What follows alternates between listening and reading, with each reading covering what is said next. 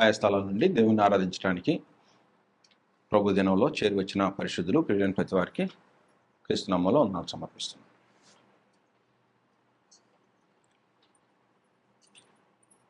పరలోకాన్ని గురించి తెలుసుకున్నాం. పరలోకంలో ఉన్న దేవుని గురించి తెలుసుకున్నాం. క్రీస్తు ప్రభుని గురించి కూడా తెలుసుకుంటున్నాం. పరిశుద్ధాత్మల గురించి కూడా తెలుసుకుంటున్నాం. అలాగే మరొక అంశమైనటువంటి నరకం. పరలోకము ఎలాగైతే ఉందో నరకం కూడా ఉంది.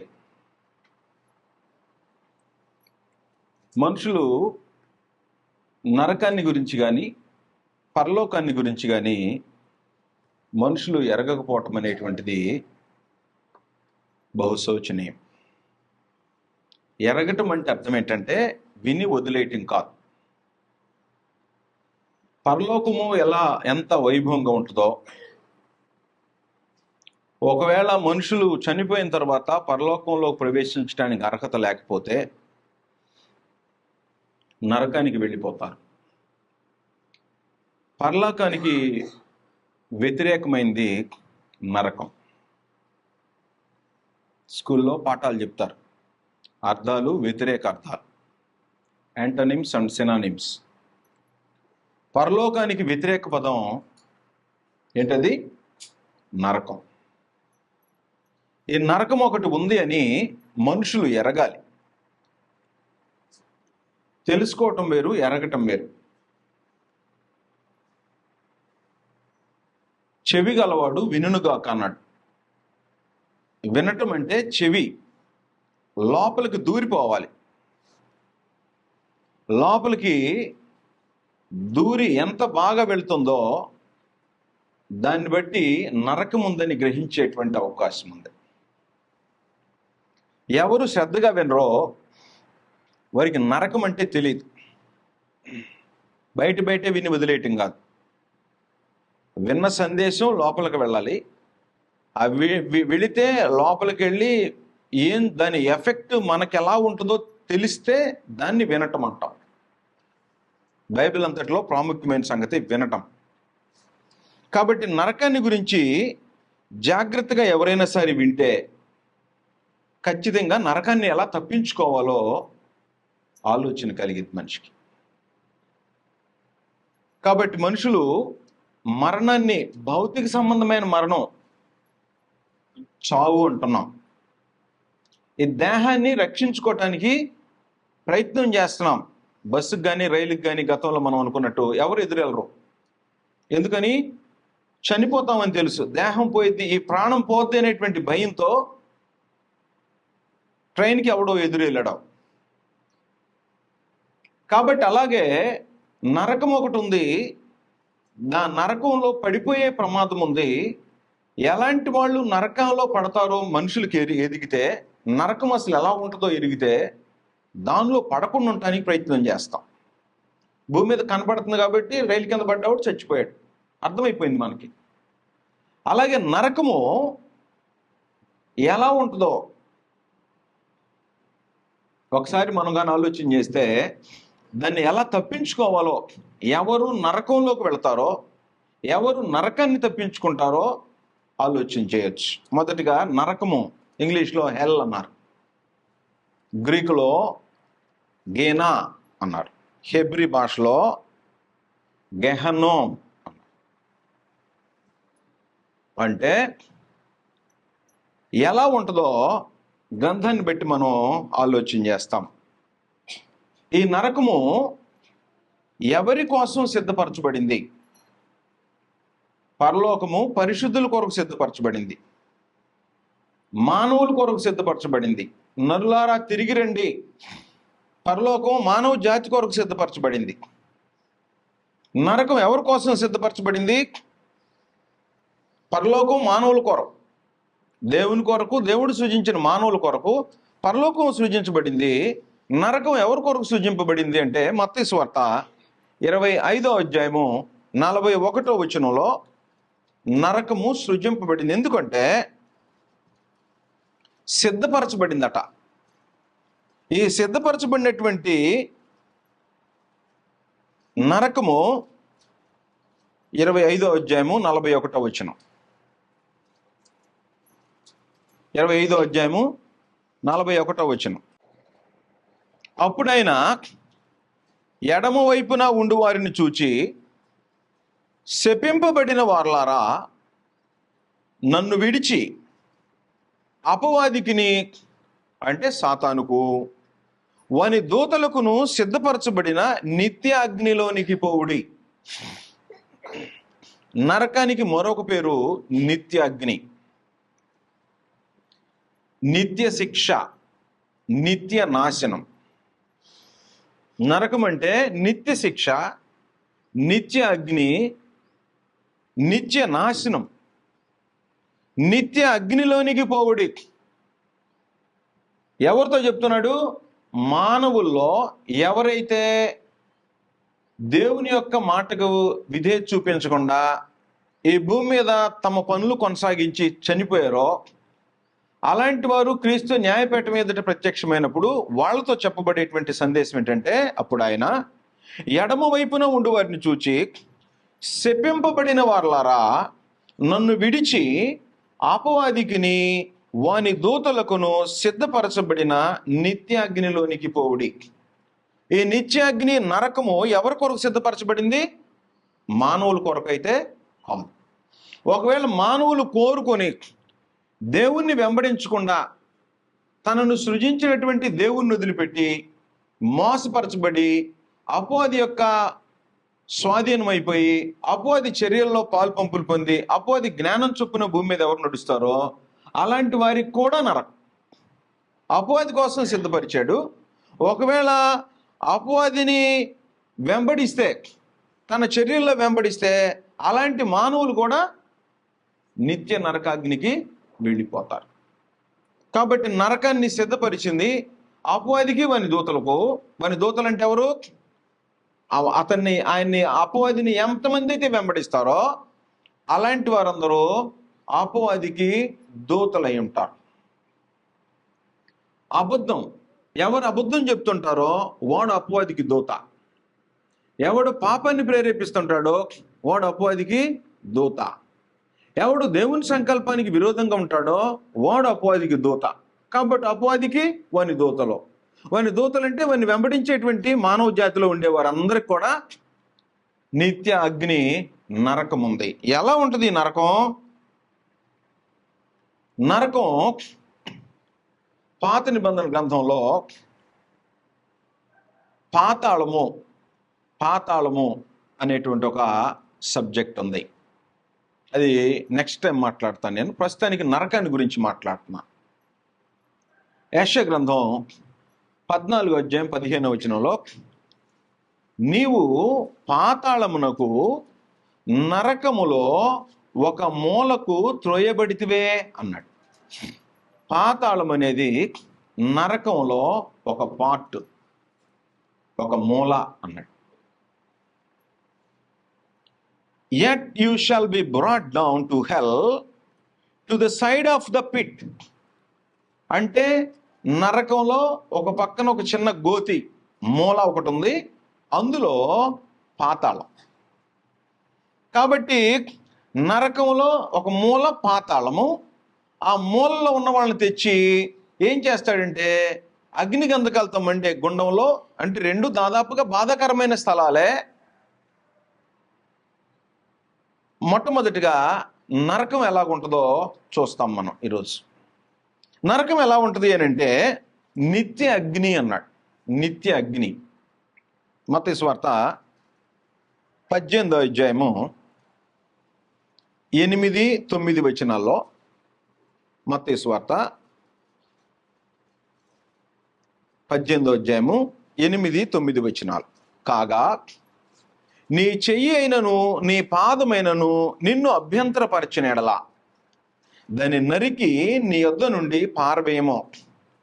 2 చేతులు కలిగి, 2 చేతులను 2 పాదములు కలిగి నిత్య అగ్నిలో పడవేయబడుట కంటే, నిత్య అగ్ని, నరకం అంటే నిత్య అగ్ని. నిత్య అగ్ని అంటే అగ్ని ఆరిపోయేది లేదు.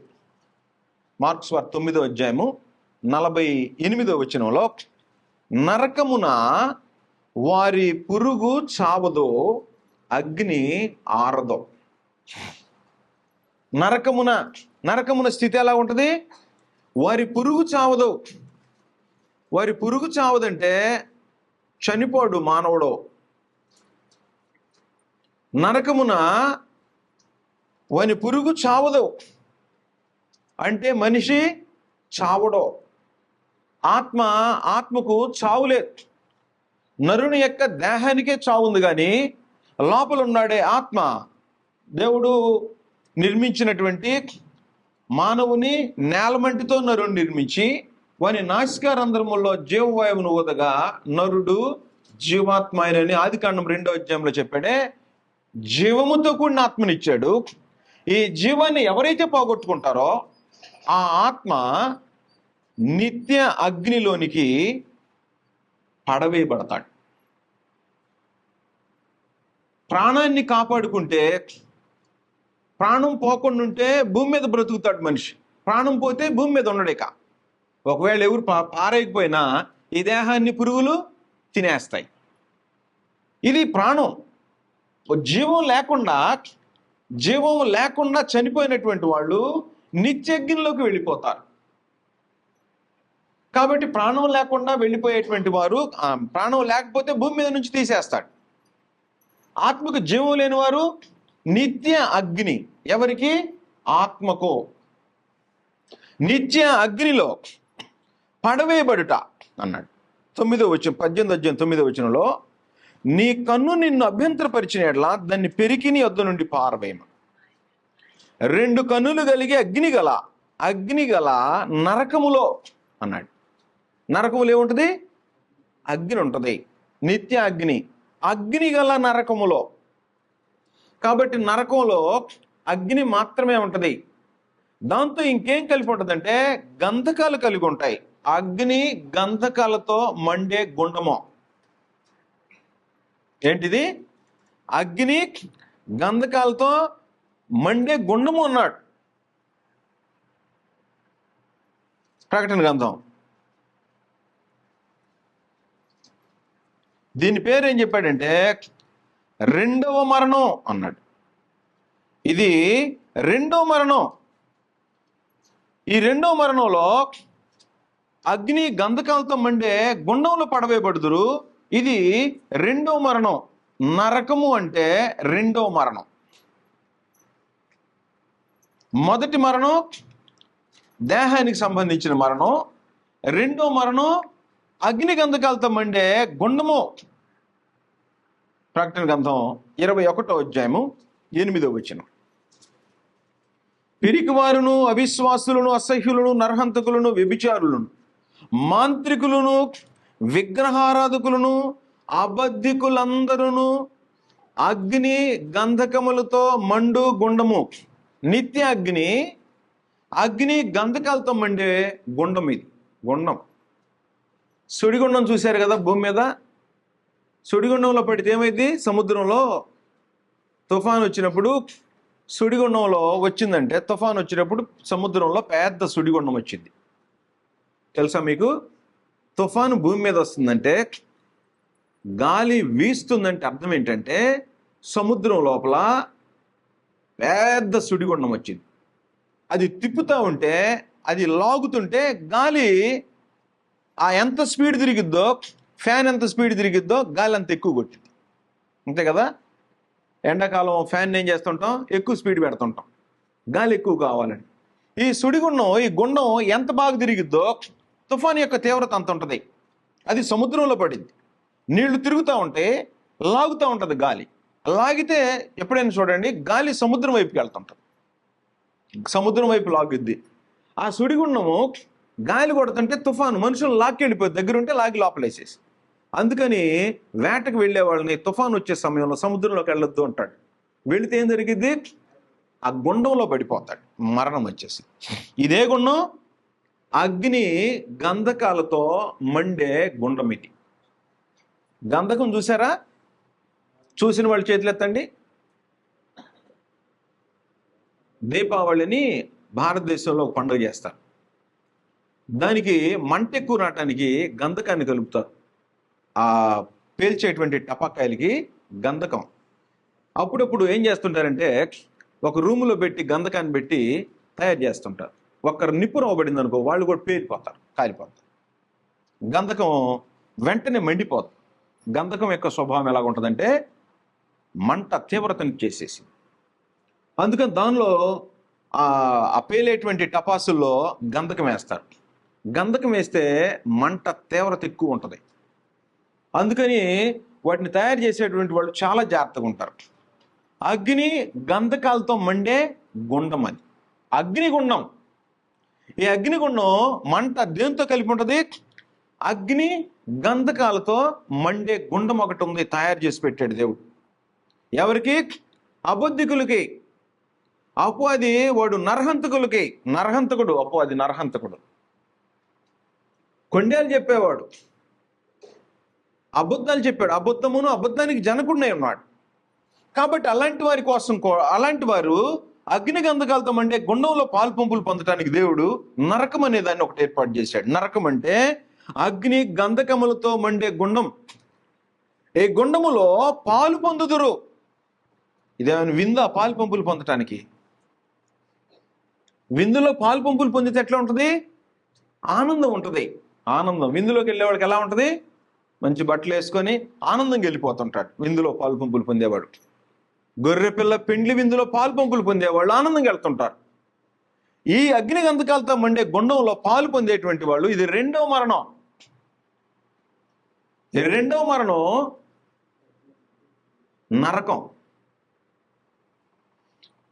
ఈ నరకంలో పడిపోయావనుకో, ఈ దేహంలో ఉన్నప్పుడే డిసైడ్ చేసుకోవాలి. కాబట్టి అగ్ని గంధకాలతో మండే గుండము, అందులో పడితే అగ్ని ఆరదు, పురుగు చావదు. భూమి మీద ఇప్పుడే చెప్పే కదా, ట్రైన్ గుద్దితే మనిషి చనిపోతాడు. ఎంతసేపు ఉంటుంది బాధ? ఎంతసేపు ఉంటుంది? ఒక్క నిమిషమే. ట్రైన్ గుద్దితే ఒక్క నిమిషం లోపే లేచిపోద్ది దేహం, ప్రాణం వేరైపోద్ది. ఇంకా ఇబ్బంది పెట్టి చంపితే పొడిచో, సూదులు గుచ్చో, కాల్చో, ఇంకా ఏదైనా బాధ పెట్టి చంపాడు అనుకోండి మనిషిని, భౌతిక సంబంధమైన మరణం. ఎంతకాలం హింస పెట్టగలరు మనుషుల్ని? అయ్యో నేను హింస పడిపోతున్నానయ్యా, మా ఇంట్లో నరకం అయిపోయిందయ్యా నాకు అంటుంటారు. చూసారా? నరకం అంటే ఏముంటుంది దానిలో? యాతనకరమైనటువంటి స్థలం. నేను ఈ నరకాన్ని పడలేకపోతున్నానయ్యా అంటుంటారు. ఈ నరకాన్ని పడలేకపోతే ఆ నరకాన్ని ఎలా తప్పించుకుంటావు? చిన్న శోధన వస్తే మనుషులు ఏం చెప్తున్నారు? ఈ నరకం అయిపోయిందయ్యా నాకు, ఇల్లు నరకం అయిపోయింది అంటుంటారు.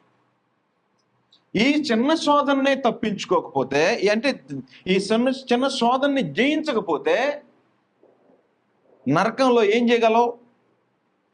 నరకాన్ని తప్పించుకోవాలనుకునే వాళ్ళు ఏం చేస్తారంటే భూమి మీద ఉండే శోధనని సహిస్తుంటారు. అది మరణాన్ని కూడా సహించడానికి సిద్ధపడిపోతుంటారు. ఏ మరణం? భౌతిక సంబంధమైన మరణం. ఒకవేళ పొడిచి చంపిన ఎంతసేపు పొడుస్తారు? పేపర్లో చూస్తూ ఉంటాం, పొడిచి చంపారు. ఒక రాత్రి పొడుస్తారు, 2 రాత్రులు పొడుస్తారు, 3 రాత్రులు, 1 నెల రోజులు ఇబ్బంది పెడతారు, అంతే. ఈ భౌతిక సంబంధమైన మరణానికి బాగా యాతన పెడితే 1 నెల 2 నెలలు యాతన పెడతారు. ఆ తర్వాత ప్రాణం ఎట్టుపోయింది. ఇంకేమైనా యాతన చచ్చాడని తెలిసిందనుకో, ఏమైనా యాతన పెడతారా? నరకం అలాంటిది కాదు. మొదటి మరణం ఎలా ఉంటుంది, రెండో మరణం అలాంటిది కాదు. అగ్ని గంధకాలతో మండే గుండంలో పాలు పంపులు పొందుతారు. ఎంతకాలం ఉంటుంది అంటే నిత్య అగ్ని, యుగ యుగాలు.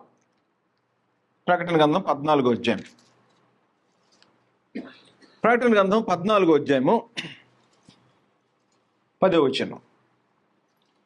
ఏమీ కలపబడకుండా దేవుని ఉగ్రత పాత్రలో పోయబడిన దేవుని కోపమును మద్యము వాడు తాగును. అగ్ని గంధకాలతో మండే గుండం అంటే, నరకం అంటే దేవుని కోపం, దేవుని ఉగ్రత. ఒకరోజు ఉగ్రత కింద ఉన్నటువంటి జనాన్ని రక్షించడానికి దేవుడు ఏం చేశాడంటే తన కుమారుని మీద ఈ భౌతిక సంబంధమైన దేహంలో చేసిన శిక్షకి, పాపానికి పనిష్మెంట్గా తన కుమారుణ్ణి సిలువలో వేలాడదీశాడు. భూమి మీద మానవుల చేత హింసింపబడ్డాడు క్రీస్తు ప్రభు. అపవాది పిల్లలైనటువంటి శాస్త్రులు, పరిసయ్యులు ప్రభు అయిన యేసుని హింసపెట్టి చంపారు. అలా హింసపెట్టి భూమి మీద చంపితే నీతిగా బ్రతికినటువంటి వాళ్ళు అగ్ని గంధకాలతో మండే గుండానికి రారు. ఒకవేళ అలా హింసలో ఉన్నప్పుడు మనుషులు అబద్ధికులయ్యో, పిరికివారయ్యో, ఎవరికైనా భయపడో, ప్రలోభపడో, పరలోకం ఉంది ఒకటి అనేటువంటి సంగతి ఎరగకపోతే, నరకం ఒకటి ఉందనేటువంటి సంగతి ఎరగకపోతే ఈ బ్యాచ్లోకి వచ్చేస్తారు మనుషులు. నరకాన్ని గురించి బాగా ఎరిగారు అనుకో, దాన్ని తప్పించుకోవడానికి ఆలోచన చేస్తారు. ప్రభు అయిన యేసుకి పరలోకం నుండి భూమి మీదకి వచ్చేటప్పుడు రెండూ తెలుసా లేదా? పరలోకం నుండి వచ్చాడు. నరకం తెలుసా లేదా ప్రభు అయిన యేసుకి? తెలుసు. కాబట్టి ప్రభు అయిన యేసు మానవ జాతిని రక్షించడానికి వచ్చి ఈ నరకంలో నుండి మానవులను తప్పించడానికి యాతను అనుభవించాడు. ఎంత యాతన అంటే మరణము పొందినంతగా, అనగా సిలువ మరణం పొందినంతగా విధేయత చూపించాడు. ఎందుకని? ఒకవేళ క్రీస్తు ప్రభు సిలువ మరణం పొందేంతగా మరణాన్ని రుచి చూడకుండా పాపం చేశాడనుకో, అబద్ధం చెప్పాడు అనుకో, ఏమైపోద్ది? అబద్ధికులందరూ అగ్ని గంధకాలతో మండే గుండంలో పాలు పొందుదురు. అబద్ధం చెప్తే క్రీస్తు ప్రభుని కూడా నరకం మింగేసి నరకంలో పడాల్సిందే.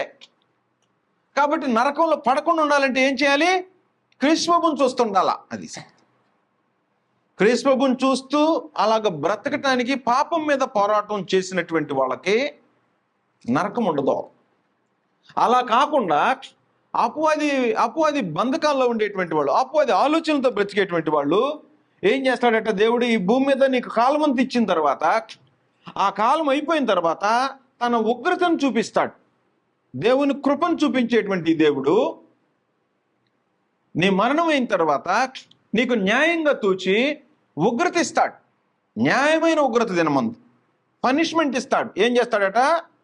ఏమీ కల్పబడకుండా దేవుని ఉగ్రత పాత్రలో పోయబడిన దేవుని కోపమును మద్యము వాడు తాగును. దేవుని కోపమనే మద్యం. ఆయన కోపం ఎలాగుంటుంది? అగ్ని గంధకాలతో మండే గుండము. ఎంతకాలం ఉంటుంది? పరిశుద్ధ దూతల ఎదుటను, గొర్రె పిల్ల ఎదుటను అగ్ని గంధకముల చేత వాడు బాధింపబడును. రెండో మరణం నరకం. అగ్ని గంధకాలతో మండే గుండంలో బాధింపబడతాడు. వారి బాధ సంబంధమైన పొగ భూమి మీద దేవునికి ధూపం వేయనివాడు. దేవునికి ధూపం వేయాలి. ధూపం అంటే ప్రార్థన. ధూపము ప్రార్థన. దేవునికి భూమి మీద ధూపం వేయనివాడు, దేవుడు అంటే ఎరగనివాడు ధూపం వేస్తాడా? ప్రార్థన చేస్తాడా? చేయడు. దేవుని ప్రార్థన చేయలేదు కాబట్టి ఈ జీవితకాలం ఇచ్చిన తర్వాత ఆ బాధ సంబంధమైన పొగ లేచింది. భూమి మీద ఉన్నప్పుడు దేవునికి ప్రార్థన చేయకపోతే, నీ పొగ లేకపోతే ఆ తర్వాత ఏం జరిగింది? నరకంలో పొగ లేచింది. ఎలా? బాధ సంబంధమైన పొగ యుగ యుగములు లేచును. యుగ యుగములు అంటే ఏంటి తెలుసా? ఎవర్ లాస్టింగ్, నిత్యము. నిత్యము బాధే. ఈ భూమి మీద లేచి ఒక 5 నిమిషాలు ప్రార్థన చేయట్లా మనుషులు. దేవునికి ప్రార్థన చేసేవాడు లేడు. ఉన్నారు భక్తులు, ఎక్కువ మంది లేరు. దేవునికి ప్రార్థన చేయకుండా, ప్రార్థన చేయాలంటే దేవుని ముఖాముఖిగా చూసినట్టే, దేవుని ఎదుటి కూర్చొని మాట్లాడుతున్నట్టు. పాపం చేసేవాడు దేవునికి ప్రార్థన చేయగలడా? ప్రార్థన చేయలేడు. అలాంటి బాధ లేచిద్దట అక్కడ. వారి బాధ సంబంధమైన పొగ యుగయుగము లేచును. ఆ క్రూర మృగమునకు గాని దాని ప్రతిమకు గాని నమస్కారము చేయవారును, అంటే భూ సంబంధమైన వాటిలో మిళితమైపోయినటువంటి వాళ్ళు, దాని పేరు గల ముద్ర ఎవడైనాను వేయించుకొని నేడలా, అంటే ఈ భూలోక సంబంధిగా బ్రతికితే వాడును రాత్రింబగళ్ళు నెమ్మది లేని వారే ఇందురు. రాత్రింబగళ్ళు. పరలోకంలో రాత్రింబగళ్ళు ఉంటాయా? ఉండవు. నరకంలో రాత్రింబగళ్ళు ఉంటాయా? ఉండవు. మనకు అర్థమయ్యేటట్టుగా చెప్తున్నాడు. రాత్రి అంటే గ్యాప్ ఏముండదు నాయనా అని అర్థం. రాత్రి పగలు అని చెప్పడం, దేవునికి రాత్రి ఉండదు పగలు ఉండదు. అగ్నిగంధకాలతో ఇంక పగలు రాత్రి ఏముంటది? అగ్నిగంధకాలు అంటే రాత్రి పగలు అంటే అర్థం ఏంటంటే 24 hours. 24 hours 24 × 7 × 365. రోజులో రెస్ట్ లేదు, వారంలో రెస్ట్ లేదు, సంవత్సరంలో రెస్ట్ లేదు. ఎంతకాలం? యుగయుగాలిక. అది నరకం. కాబట్టి ఈ నరకంలో దేవుడు అపవాదిని వాని దూతల్ని శిక్షించటం కోసం పరమందున దేవుడు ఈ నరకాన్ని ఏర్పాటు చేసి పెట్టేసేసాడు. భూమి మీద దేవునికి విరోధంగా బ్రతికినటువంటి వాళ్ళ కోసం, మానవులకు విరోధంగా బ్రతికినటువంటి వాళ్ళ కోసం దేవునికి విరోధి, మానవులకు విరోధి అపవాది. దేవునికి విరోధంగా, మానవులకు విరోధంగా తిరిగేటువంటి వాళ్ళు ఎవరు? కుడి చెయ్యి అభ్యంతర పట్టిన వాళ్ళు. కుడి చెయ్యి ఏం పని చేయాలి? ఈ కుడి చెయ్యి ఏం పని చేయాలి? ఆ పని చేయాలి. ఎడం చెయ్యి ఏం పని చేయాలి? ఆ పని చేయాలి. ఈ కుడి చేతితో ఏం చేస్తారు? పాపం చేస్తున్నాడు మనిషి. ఈ కుడి కాలు ఎటు వెళ్తుంది? పాపంలోకి వెళ్తుంది. కన్ను ఎటు వెళ్తుంది? పాపంలోకి వెళ్తుంది. కాబట్టి ఈ ఈ దేహాన్ని అందుకని ఏం చేయమని చెప్పాడంటే నిత్య శిక్ష అన్నాడు. దీన్ని ఏంటిది? నిత్య శిక్ష. ఇందులో ఆపటానికి లేదు, మధ్య మధ్యలో బ్రేక్ లేదు, ఇంటర్వెల్స్ లేవు. 1 గంట వాక్యం అన్న తర్వాత బ్రేక్ ఇవ్వండి సార్ అని అడుగుతున్నారు. 1 గంట అయిపోయిన తర్వాత ఏమంటారు? కొంచెం అర్థం కావట్లేదు, ఒక బ్రేక్ ఇవ్వండి అంటున్నారు. స్కూల్కి వెళ్ళిన తర్వాత 2 పీరియడ్లు అయిపోయిన తర్వాత ఒక బ్రేక్. అక్కడ బ్రేక్ లేదు. నరకంలో యాతనకి బ్రేక్ లేదు, పరలోకంలో ఆనందానికి బ్రేక్ లేదు. పరలోకంలో ఆనందానికేమో బ్రేక్ లేదు, నరకంలో యాతనకి, ఆ బాధకి బ్రేక్ లేదు. కాబట్టి ఎలా జరిగిద్ది? మత్తయి సువార్త 13వ అధ్యాయము 40వ వచనంలో ఎలాగూ ఉంటుందో చెప్పాడు. ఎలాగ ఉంటుందంటే, గురుగులు ఎలాగూ కూర్చబడి అగ్నిలో కాల్చివేయబడునో, గురుగులు ఎలాగూ కూర్చబడి అగ్నిలో కాల్చివేయబడునో అలాగే యుగ సమాప్తి యందు జరుగును. ఈ యుగ సమాప్తి జరిగిందనుకో, ప్రభువైన యేసు వస్తాడు. ప్రభువైన యేసు వస్తే యుగ సమాప్తి అయిపోద్ది. ప్రభువైన యేసు వచ్చినప్పుడు ఈ నరకపు పాలవుతుంటారు. అప్పుడు ఏం చేస్తారంటే, గురుగులు ఎలాగూ కూర్చబడి అగ్నిలో కాల్చివేయబడును. గురుగులు అంటే ఏంటి? పొలంలో గోధుమలు విత్తారు. ఈ గోధుమలు విత్తిన తర్వాత కనపడుతుంది అనుకో, ఆ పక్కనే పైరుతో పాటు ఎదిగి కనపడుతుంది అనుకో, వాటిని వెంటనే పీకరు. ఎందుకనంటే ఒకవేళ పీకితే గోధుమ దుబ్బు కూడా లేచిపోద్ది. అందుకని అలా పెరగేయమని చెప్పి కోసేటప్పుడు ఏం చేస్తారంటే, కోత కోసే సమయంలో ఆ కోత కోసేటప్పుడు గోధుమలు కోస్తారు. ఈ గురుగులను ఏం చేస్తారంటే, గురుగులు దుబ్బులు ఉంటాయే వాటిని కోసి పక్కనేస్తారు. అంతే కదా? కోత కోసిన వాళ్ళకి తెలుసు. కోత కోసిన వాళ్ళు చేతులు ఎత్తండి. ఇప్పుడు అసలు కోత అంటే ఏంటో కూడా తెలియట్లేదు. కోత చేలో కోత కోసే వాళ్ళకి గురుగులేంటో గోధుమలేంటో, వరి పైరేదో గురుగులు పైరేదో తెలిసింది. ఆ గురుగుల్ని కోసి దానిలో వేస్తే ఆ పంట యజమాని ఊరుకుంటాడా? ఏమయ్యా కోత కోయటం కూడా చేత కావట్లేదు నీకు అంటుంట. పరలోకంలో కోత కోయటం దేవదూతలను పంపిస్తాడు ప్రభువైన యేసు. దేవదూతలను పంపించి గురుగుల్ని గోధుమల్ని వేరు చేసినట్టు మేకల్ని గొర్రెల్ని, అంటే మేకలంటే పాపులు, గొర్రెలంటే నీతిమంతులు, వేరు చేసి ఆ గొర్రెల్ని సపరేట్గా పక్కన పెట్టి ఈ మేకల్ని అనగా గురుగుల్ని కాల్చేస్తాడు. యజమాని పంట కూర్చుకునేటప్పుడు ఎలాగైతే గోధుమలు గురుగులు వేరు చేసి ఈ గురుగులను కాల్చేస్తాడు, మరలా వాటితో రాకూడదని ఏం చేస్తాడు? కాల్చి పడేస్తుంటారు. అలాగూ జరిగిద్దట నరకంలో. కాబట్టి అలాగ జరిగితే అలాంటి ఉగ్రత పాత్ర, ఆ ఉగ్రత పాత్ర మానవులు అనుభవించకూడదని పరముందుని దేవుడు నరకం ఒకటి ఉంది నాయన జాగ్రత్త, ఈ నరకం పాలు కావద్దు, ఈ నరకం పాలు కాకుండా జాగ్రత్తగా ఉండు అని అన్నాడు. నీ దేహము ఈ రెండు భయపడాల్సింది ఎవరికంటే నరకంలో వేసే ఆయనకి భయపడు అని అన్నాడు. నరకంలో వేసే ఆయనకి భయపడాలి కదా. భయపడుతున్నారా మనుషులు? దేవుడంటే భయం ఉందా? దేవుడంటే భయం ఎవరికి లేదో. అలాంటి వారి కోసం ఏం చేశాడంటే అగ్ని గంధకాలతో మండే గుండాన్ని, అపవాదికి మొదట ఆయన్ని వెంబడించే అదే లక్షణాలతో తిరిగేటువంటి వ్యక్తులందరూ కూడా ఏం చేశాడు? అగ్ని గంధకాలతో మండే గుండాన్ని రెడీ చేసి పెట్టాడు. కాబట్టి నువ్వు చనిపోతే నువ్వు ఎటెళ్ళబోతున్నావు అర్థమవుతుందా నీకు? మత్తయి సువార్త 10వ అధ్యాయము 28వ వచనం. మరియు ఆత్మను చంపనేరక దేహమునే చంపు వారికి భయపడకుడి. దేహాన్ని చంపేది ఎవరు? మనుషులు. ఇంకా ప్రేరేపించేది ఎవరు?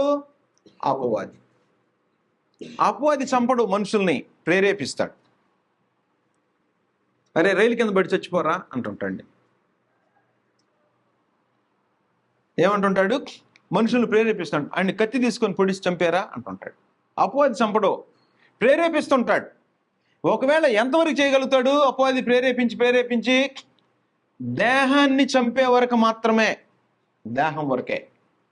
దేహం అపవాది సంబంధులు మనుషులు నరహంతకులు లేరా? ఈ రోజున పేపర్లో చూస్తా ఉన్నాం. రోజు ఏదో ఒక మూలన హత్య జరుగుతుంది. ఈ మధ్యన ఎక్కడ జరిగింది? పేపర్లో ఆర్జికర్ హాస్పిటల్లో మెడికో పీజీ అమ్మాయిని చంపేశారు కలకత్తా దగ్గర. ఇప్పుడు వారం రోజులు 10 రోజుల నుంచి భారతదేశం మొత్తం స్ట్రైక్. డాక్టర్స్ మొన్న ఒక రోజు కంప్లీట్గా స్ట్రైక్ చేశారు, సమ్మె చేశారు. ఎందుకు సమ్మె చేశారో తెలుసా? ఆ అమ్మాయిని చంపేసిన వాళ్ళకి శిక్ష వేయాలని. అందుకే కదా, ఎవరైతే చంపారో అలాంటి వాళ్ళకి శిక్ష పడాలని. అంటే ఏమని అర్థం? మానవులు కూడా ఏం కోరుకుంటున్నారు? పాపం చేసిన వాళ్ళకి శిక్ష వేయండి అని అడుగుతున్నారు. అంటే ఇది న్యాయమనే అన్యాయమనే? లేటెస్ట్గా ఈ మధ్యన ఒక వీడియో వచ్చింది. పాకిస్తాన్లో 16 ఏళ్ల అమ్మాయిని 7 దుండగులు రేప్ చేసి చంపారట. పాకిస్తాన్ కోర్టు ఏం చెప్పిందంటే వాళ్ళ 7 చేతులు వెనక్కి కట్టేసి పెద్ద ఖడ్గం తెచ్చి తలలు నరికేసి వీడియో తీసి అప్లోడ్ చేసేయండి ఇంటర్నెట్లో అని పాకిస్తాన్ కోర్టు తీర్పిచ్చిందట. మొన్న ఒక వీడియో వచ్చింది, నాకు వస్తే డిలీట్ చేశాను. అది ఆ వీడియో రిలీజ్ చేశాడు. మనిషిని చేతులు పెట్టి వంగోబెట్టి పెద్ద ఖడ్గం తీసుకొని నరికేసేసి. అంటే మానవులకి ఏది న్యాయం అనిపిస్తుంది? తప్పు పాపం చేసినటువంటి వాడికి పనిష్మెంట్ ఉండాలి. మనం ఇమీడియట్గా పనిష్మెంట్ ఇచ్చేస్తున్నారు మానవులు. ఇప్పుడు శిక్షించండి, వాళ్ళని కోర్టులో పెట్టండి, మరణ శిక్ష చేయండి అని అంటున్నారు. పరమోన్నత దేవుడు ఏం చేశాడంటే, నాయన భూమి మీద మానవులు పాపం చేస్తే వాళ్ళు మారు మనసు పొందితే క్షమించండి, నేను కూడా క్షమిస్తా. నరహంతకుడైన వ్యభిచారి అయినా మారు మనసు పొందితే, తన మనసు మార్చుకొని బుద్ధి మార్చుకొని జీవితకాలం పవిత్రంగా బ్రతకాలని మారు మనసు పొందినటువంటి వాళ్ళని, ఎంత పాపం చేసిన వాళ్ళనైనా క్షమించి ఈ అగ్ని గంధకాలతో మండే గుండంలో నుంచి తప్పించడానికి దేవుడు తన ఆలోచనని కొనసాగించాడంటే దేవుడు ఎంత కృపామయుడు, కరుణామయుడు అంటాం కదా. అలాంటి కృపామయుడు, కృప చూపించే వ్యక్తి ఎంతకాలం? భూమి మీద మాత్రమే. భూమి మీద నీ లైఫ్ ఉన్నంత, అంటే ఈ భూమి మీద ప్రాణం ఉన్నంత కాలం నీకు కృప చూపిస్తుంటాడు, నీ మీద దయ చూపిస్తుంటాడు. ఒకవేళ దాన్ని కాలు దన్నుకున్నావు అనుకో, ఇక్కడ కోర్టులు శిక్ష వేయకపోయినా, ఎవరి చేతికి చిక్కకపోయినా, క్రీస్తు న్యాయపీఠం మీదట ప్రతివాడు ప్రత్యక్షమైన రోజున క్రీస్తు ప్రభు తన దూతలను పంపించేసేసి, దేవుడు క్రీస్తు ప్రభుకి అధికారం ఇచ్చాడు, దూతలను పంపించేసేసి గోధుమల్ని గురుగుల్ని వేరు చేసేసి ఏం చేస్తాడు? అగ్ని గంధకాలతో మండే గుండములోకి పడవేస్తాడు. ఇది రెండవ మరణం, నిత్య అగ్ని, అగ్ని గంధకం, దేవుని ఉగ్రత. ఇది న్యాయమైన తీర్పు అన్నాడు. భూమి మీద న్యాయమైన తీర్పు అంటే ఏంటి? పాపం చేస్తే వాడికి శిక్ష పడాలి. భారతదేశంలో నరహత్య చేశాడని ప్రూవ్ అయితే వాడికి మరణ శిక్ష, పరిస్థితిని బట్టి మరణ శిక్ష, ఎలాగో శిక్షలు వేస్తున్నారు కదా. పరమందుని దేవుడు ఎంతకాలం ఇచ్చాడు? బ్రతికున్నంత కాలం ఇచ్చాడు. ఒకవేళ భూమి మీద మనుషులు ఈ దేహం నేను చెప్పా కదా, ఎంతకాలమైనా ఇబ్బంది పెట్టవచ్చు నేను. ఒకవేళ పాపం చేసినోడైనా మారు మనసు పొంది బాప్తిస్మం పొంది పాపక్షమాపణ పొంది జీవిస్తున్నాడు అనుకోండి, అలాంటి వాడి మీద కేసు పెట్టి తిరగదోడి మరణశిక్ష వేసిందనుకో ప్రభుత్వం, ఈ దేహం అలాగ ప్రభుత్వం శిక్ష వేసిందనుకో, దేవుని ఎదుట పాపక్షమాపణ పొందాడు అనుకో, అలాంటి వ్యక్తి ఈ రెండో మరణం పాలవుతాడా? కాడు. కాబట్టి ఎవరైనా ఈ భూమి మీద పాపం చేసి వ్యభిచారులో, దొంగలో, దోచుకుని వారో, అబద్ధికులో, మనకి వ్యభిచారం చేస్తేనే, రేప్ చేస్తేనే, ఇంట్లో దొంగతనం చేస్తేనే, ఆస్తి లాక్కుంటేనే మరణశిక్షలో. కానీ పరమందుని దేవుని దగ్గర ఆజ్ఞ అతిక్రమించితే అది పాపము. అబద్ధికులు కూడా అగ్ని గంధకాలతో మండే గుండంలోకి వెళ్ళిపోతారు. మనకేంటి, అబద్ధం ఆడితే లేదంత శిక్ష, కొన్నిటికి శిక్షలు వేరు చేశారు. కానీ దేవుని దృష్టిలో ఆజ్ఞని మీరిపోయిన ప్రతి వాళ్ళకి న్యాయమైన తీర్పు ఉంటుంది. అబద్ధం అంటే మామూలు విషయమేం కాదు. అందువలన దేవుని దృష్టిలో మానవులకి ఎప్పుడు పనిష్మెంట్ ఇవ్వాలని నిర్ణయించాడంటే ఈ జీవితకాలం అయిపోయిన తర్వాత. ఈ జీవితకాలం మట్టుకే కాదు, ఈ జీవితకాలం మట్టుకు నీకు సమయం ఇచ్చి ఈ జీవితకాలం అయిపోయిన తర్వాత నువ్వు చేసినటువంటి దాన్ని బట్టి నీకు పనిష్మెంట్ ఇవ్వటానికి అపవాది అలాగూ దేవునికి విరోధిగా బ్రతుకుతూ మనుషుల్ని ప్రేరేపిస్తున్నాడు. కాబట్టి వాడి కోసం సిద్ధం చేశాడు. ఆ బాటలో నువ్వు కూడా నడిస్తే నీకు కూడా పనిష్మెంట్, దేవుని ఉగ్రత. కాబట్టి ఆ ఉగ్రత రెండో మరణం, దాన్నే నరకము, నిత్య అగ్ని, అగ్ని గంధకాలతో మండే గుండము. అందువలన ఎవరైతే మారు మనసు పొందరో అలాంటి న్యాయమైన తీర్పు అంటది. రోమీయులకు రాసిన పత్రిక 2వ అధ్యాయం 5వ వచనం, నీ కాఠిన్యమును మార్పు పొందని నీ హృదయమును అనుసరించి ఉగ్రత దినమందు, అనగా దేవుని న్యాయమైన తీర్పు బయలుపరచబడి దినమందు నీకు నీవే ఉగ్రతను సమకూర్చుకొనుచున్నావు. దేవుని న్యాయమైన తీర్పు దినమందు ఎవరు హృదయాలు కఠినమైపోయినాయో అలాంటి వారు దేవుని ఉగ్రతకు పాలవుతారు. అది న్యాయమైన తీర్పు. న్యాయమా అన్యాయమా తీర్పు అది? ఇప్పుడు స్ట్రైక్ చేశారు కదా డాక్టర్ విషయంలో స్ట్రైక్ చేసి ఏం చేయమని వాళ్ళకి పనిష్మెంట్. రకరకాల జనం చెప్తున్నారు, టీవీలో చెప్తా ఉన్నారు, అలాంటి వాళ్ళని ఇప్పుడే చంపేయాలి, ఉరి తీయాలి, ఫలాన్ చేయాలి అంటే శిక్ష పడాలని కదా. కాబట్టి దేవుడు మానవ జీవితం, మానవులు భూమి మీద బ్రతికిన జీవితం అంతట్లో మారు మనసు పొందకుండా జీవితాన్ని అలాగే కొనసాగిస్తూ పాపంలో ఉండి చనిపోయినటువంటి వాళ్ళకి ఉగ్రతను చూపించటం, నరకాన్ని, రెండో మరణాన్ని, అగ్ని ఆరని, పురుగు చావని, యుగయుగాలుండే నిత్య శిక్ష వేయటం. ఈ శిక్ష కొద్దిసేపే, భూమి మీద శిక్ష వేస్తే కొంచెం సేపే, కానీ అది నిత్య శిక్ష వేయటము న్యాయమా అన్యాయమా? న్యాయమా అన్యాయమా? కాబట్టి న్యాయమైన తీర్పుని తప్పించుకోవాలంటే, నరకాన్ని తప్పించుకోవటానికి భూమి మీద ఉండేటప్పుడే ప్రయత్నం చేయమన్నాడు. చెయ్యి అభ్యంతరం పెడితే దాన్ని నరికేయమంటే నరికేమని కాదు, అలంకార భాష, మెటాఫోరిక్ అంటాం. అలంకారమే కానీ నరికేయమని కాదు. అంటే క్రైస్తవులందరూ కుంటోళ్లే ఉంటారు, గుడ్డోళ్లే ఉంటారు. అంటే అర్థం ఏంటంటే దాన్ని కంట్రోల్ చేయి, దేహాన్ని నలక్కొట్టు అన్నాడు. అందువలన నిత్య జీవంలోకి వెళ్ళాలంటే దేహాన్ని అదుపు చేసుకోవాలి. ఒకవేళ అలా కానీ అదుపు చేయకపోతే ఖచ్చితంగా అపవాదికి వాని దూతలకు సిద్ధపరిచినటువంటి నిత్య నాశనం అనే దండం. 2వ తెస్సలోనికయులకు రాసిన పత్రిక. నరకం అంటే నిత్య నాశనము అనే దండం. దండం అంటే ఇక్కడ దండన రకరకాలుగా ఉంటాయి భూమి మీద.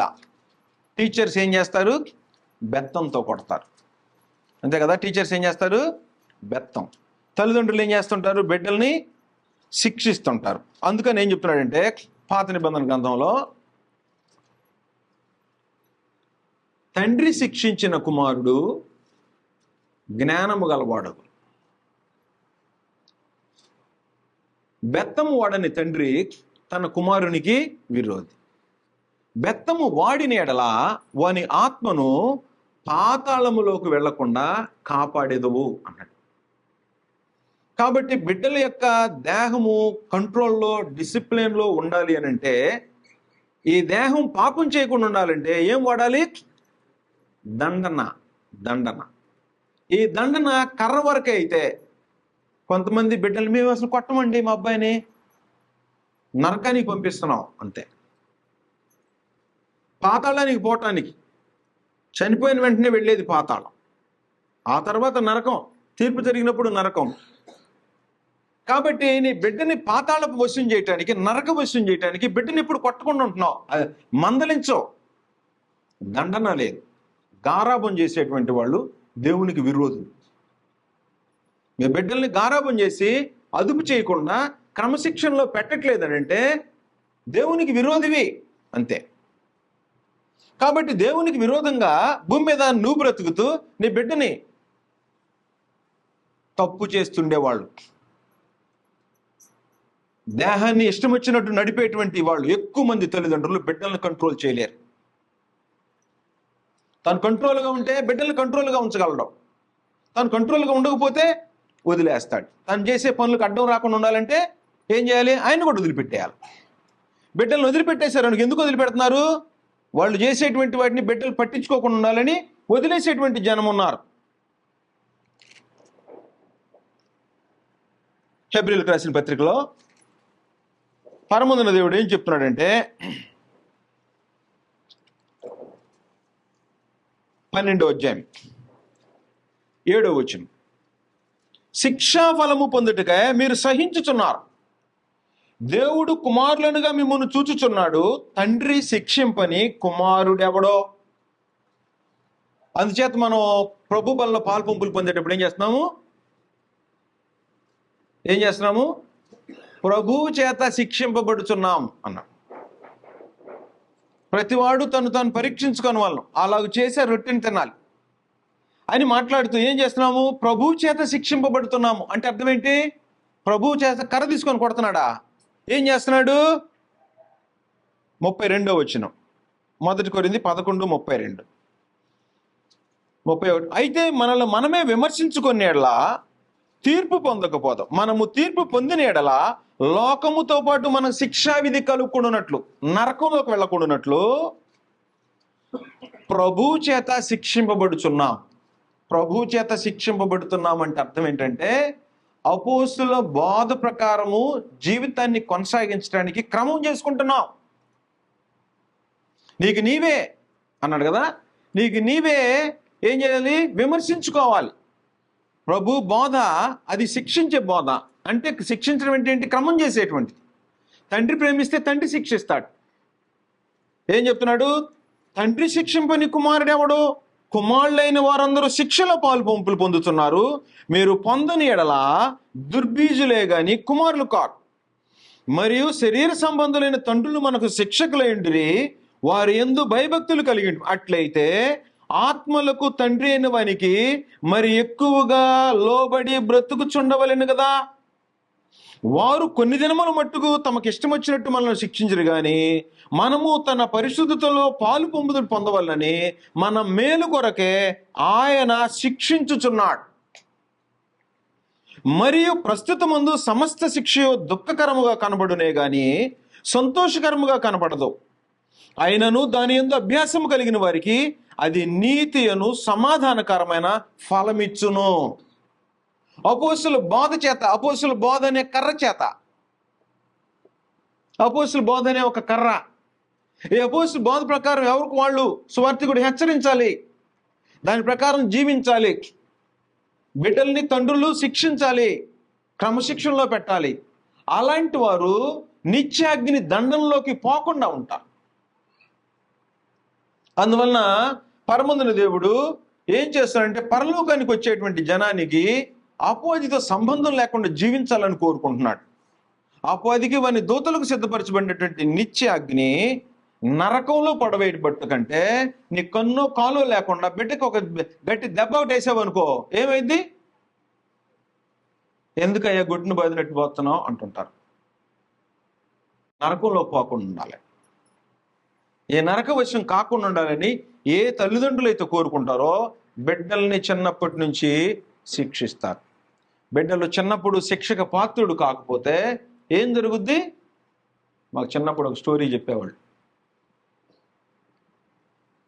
ఏం స్టోరీ చెప్పేవాళ్ళు అంటే, ఒక దొంగని ఉరిశిక్ష తీయబోతున్నారట, ఉరిశిక్ష వేయబోతున్నారు. భారతదేశంలో ఉరిశిక్ష వేయబడేప్పుడు ఏం కోరుకోమంటారు? చివరి కోరుకోయా అంటారట. అయ్యా మా తల్లి గారిని ఒకసారి చూడాలని ఉంది నాకు అన్నట్టు. బా ఎంత ప్రేమరా తల్లి అంటే ఎంత ప్రేమ ఉంది దీనికి, అందరు ఏవేవో కోరుకుంటున్నారు, తల్లి అంటే ఎంత ప్రేమ ఉందని పిలిచాడు. వస్తే తల్లిని దగ్గరికి వస్తే చెవి కురికేశాడు. అందరు జైలు వీళ్ళందరూ పట్టుకొని తీశారు. ఎందుకంటేను నేను ఇప్పుడు చావుకి గురి అవటానికి మా అమ్మే కారణం. చిన్నప్పుడు మా పక్కనే ఉండే గోంగూర తోటలో గోంగూర రోజు పీక్కొచ్చేవాడిని దొంగతనంగా, మెచ్చుకునేది భలే తెచ్చేవరా అనేదంట. భలే తెచ్చేవరా అంట. అలా అలవాటు పడి గజ్జి దొంగనైపోయాను నేను. అప్పుడే చిన్నప్పుడే నన్ను కొట్టుంటే నేను ఇప్పుడు ఇక్కడికి వచ్చి ఉండేవాడిని కాదు. నాకు ప్రాణం పోతుంది, నన్ను చిన్నప్పుడు కొట్టుంటే ఏ పని చేసుకొని బ్రతుకుండేవాడిని, ఈ ఉరిశిక్షకు వచ్చి ఉండేవాడిని కాదు అని చెప్పాడట. కాబట్టి ఎంతమంది తల్లులు, ఎంతమంది తండ్రులు బిడ్డల్ని దొంగలుగా మార్చుతున్నారు, అబద్ధికులుగా మార్చుతున్నారు. లేనని చెప్పాయా, అబద్ధం చెప్పేసి ఎంతమంది చెప్తున్నారో. కాబట్టి బిడ్డల దగ్గర న్యాయంగా బ్రతకటం అనేటువంటిది తల్లిదండ్రులకి ఛాలెంజింగ్ టాస్క్. ఎవరు నీతిగా బ్రతుకుతారో బిడ్డల్ని శిక్షించేటువంటి సామర్థ్యం కలిగిన వాళ్ళు అంటాడు. దేవుడు నైతిక అధినేత, నీతికి అధినేత. దేవుడు నీతిమంతుడు, దేవుడు పరిశుద్ధుడు. కాబట్టి ఎవరినైనా శిక్షించగలడు. నువ్వు నీతిమంతుడు అయితే బిడ్డను శిక్షించేటువంటి గుణం కలిగిన వాడు అంటాం. కాబట్టి ఆ నిత్య అగ్ని నరకం అపవాదికి వాని దూతలు సిద్ధపరిచాడు. నాకు నా బిడ్డలకు కాదు, నా కుటుంబానికి కాదు, నీకు నీ కుటుంబానికి కాదు, మానవ జాతులు ఎవరి కోసం కాదు. కాబట్టి నీ కోసం సిద్ధపరచినటువంటి నిత్యజ్ఞంలోకి వెళ్ళిపోతున్నావంటే ఎవరు కారణం? నీవే కారణం, నేనే కారణం. దాన్ని ప్రేరేపించేవాడు అపవాది. కాబట్టి అపవాదిని ఎదిరించి బ్రతకటానికి తీర్మానం చేసుకోవాలి. అలా బ్రతికినటువంటి వాళ్ళు నిత్య అగ్నిలోకి వెళ్లకుండా దేవునితో పాటు యుగయుగాలు ఉండేటువంటి అవకాశం ఉంది. కాబట్టి అలాంటి నిత్య అగ్ని గంధకాలతో ఉండే గుండము, రెండో మరణం, అగ్ని ఆరని, పురుగు చావని, యుగయుగాలు యాతనకరమైనటువంటి స్థలం, రాత్రింబగళ్ళు నెమ్మది లేని స్థలం. ఆ స్థలంలోకి వెళ్లకుండా జాగ్రత్త పడాలని భూమి మీద ఉన్నప్పుడే మారు మనసు పొందాలి. బాప్తిస్మం పొందటానికి చాలామంది ఆలోచన చేసుకుంటా ఉన్నారు. అవి కావాలి, ఇవి కావాలి, ఈ నెల అవుతుంది, వచ్చే నెల, అది అయిపోయినాక చేద్దాం, ఇదైనా చేద్దాం. ఒకవేళ నీ మరణం వస్తే, దేహం రాలిపోతే నిత్యాగ్నిలోకి వెళ్ళిపోతావు. కాబట్టి ఆలోచన చేసి మారు మనసు పొందటానికి హృదయాన్ని ఎవరినైనా ప్రేరేపిస్తుంటే తక్షణమే మారు మనసు పొంది ఈ నిత్య అగ్ని గుండంలో పడకుండా తప్పించుకోవాలని ప్రభువైన యేసుక్రీస్తు పేరిట మీ అందరికీ వందనాలు సమర్పిస్తూ ముగిస్తాం.